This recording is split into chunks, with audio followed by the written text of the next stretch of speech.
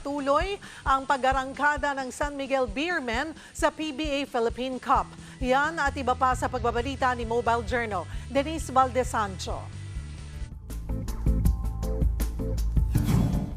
Third straight win na ang San Miguel Beermen matapos nilang pataubi ng Blackwater Bossing 115-78 kahapon sa PBA Season 49 Philippine Cup sa PhilSports Arena, Pasig City.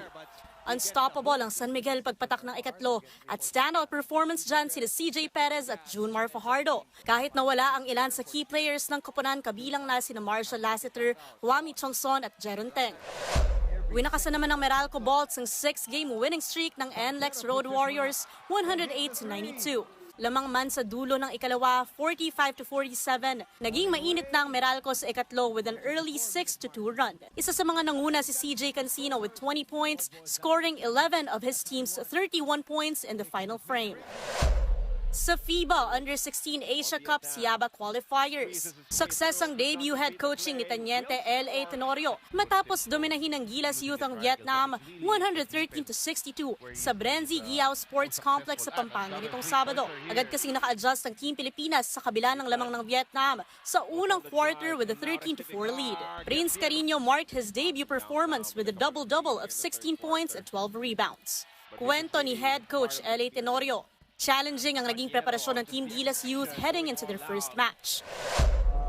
Ngayon lang kami na kompleto. Ay nasa team. Because of the schools, exam week. So, ang hirap. But, ayun yan, nakompleto kami in time of this tournament kanina. Parang bagong varsity player naman daw ulit ang pakiramdam sa kanyang first day bilang head coach ng national youth team.